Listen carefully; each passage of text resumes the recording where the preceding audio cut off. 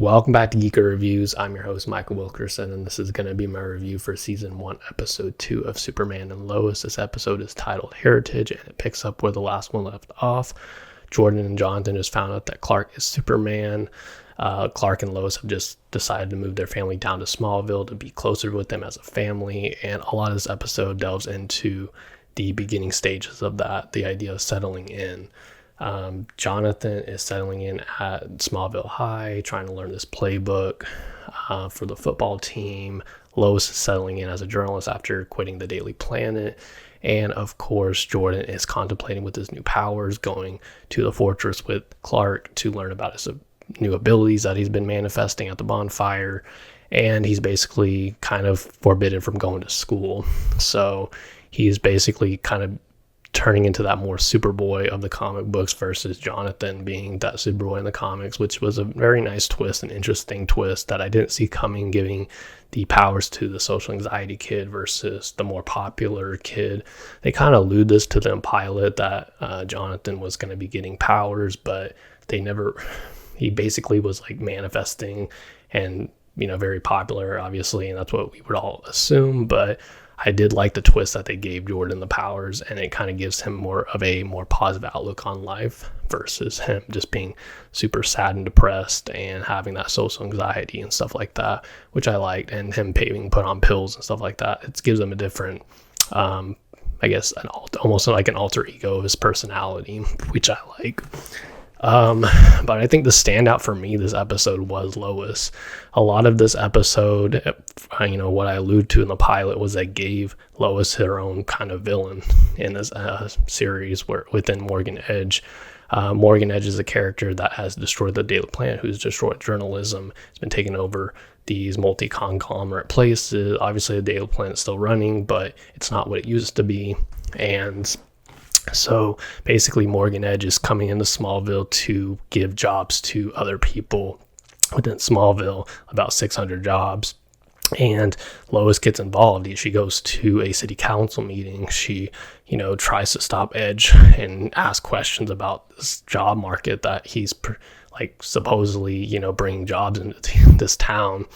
And, where Smallville is very naive, Lois understands that, there's more to the story. It's not just about, rebuilding the economy and giving all these BS facts or whatever. Like, there's something else to the story. And so she writes an article, and it ends up getting rewritten by Morgan Edge, leading her to quit a lot in this episode. So, which I liked. I thought that was a very interesting and kind of clever way to incorporate Lois more as a journalist in Smallville, where she's, her whole purpose is finding basically herself as a journalist this episode inside of Smallville, which I thought was great, and it made sense. Another thing I really liked is, of course, Jordan trying to understand his abilities, his powers, and he's not, at first, it's something very positive for him, but then they had another layer of it of maybe it's not as, advanced as we think it is. And so Jordan isn't as special as he thinks he is when he goes back to the Fortress, does some more tests, and he ends up becoming very disappointed, which I thought was very interesting. And again, it's this point in the show where I do like Jordan, where Jordan, a character that kind of become very sad throughout this show, kind of starts getting old, but this early stages, it's understandably why, because this is a more positive outlook on his life versus his more depressing life he has as just a normal human being, and trying to connect with Sarah and trying to find some sort of happiness, but it's just not so easy for him, as he does struggle with social anxiety, as he has been put on pills, and it does make his character feel more relatable, which I like. And then I would say probably the weakest part of this was Jonathan at the school learning the playbook. It's just something to give him for his character. I didn't really, love these jock stereotypical bullies that they bring in for it, but I do know that they try to humanize him and make him not feel so bad once, they start learning the playbook, but this is still early stages of that. The other thing that they really delve into this episode is, for the big action set piece of it, this guy Steele, John Henry Irons, which they're playing as Lex Luthor right now, but end up being John Henry Irons.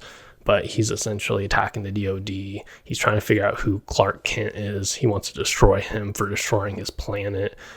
So I think this was one of the weaker parts as well, which I do think they could have delved more into John Henry on his world, how Superman came to destroy his planet, why he's so upset at him, is all that. And it's a different departure from the comic books, because John Henry Irons is more of, I think, or Superman is more of a fan of John Henry Irons is a fan of Superman, so it's a different departure, so they kind of do their own spin on it.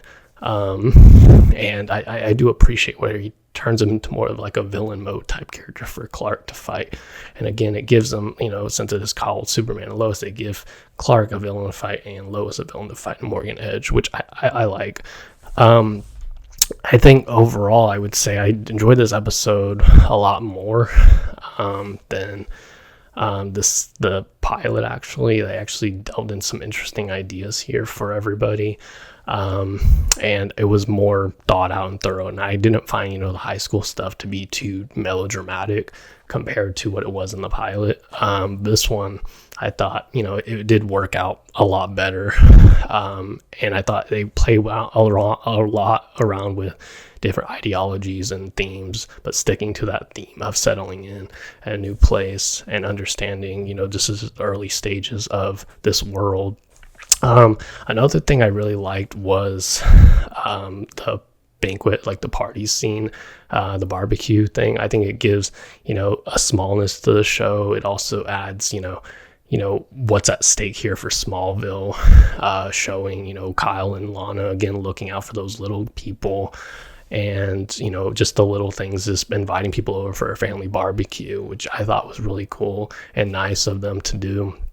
And again, it shows that like this is why Lois was sent here to save Smallville, as well as like she has personal connections. She knows like people like Lana, Kyle now, and she also is settling in her way, eventually like going to the Gazette and Chrissy as well. So there's like personal things, like her family's here, her career is going to be moving here, so it makes sense that she would want to protect everybody. It would make sense.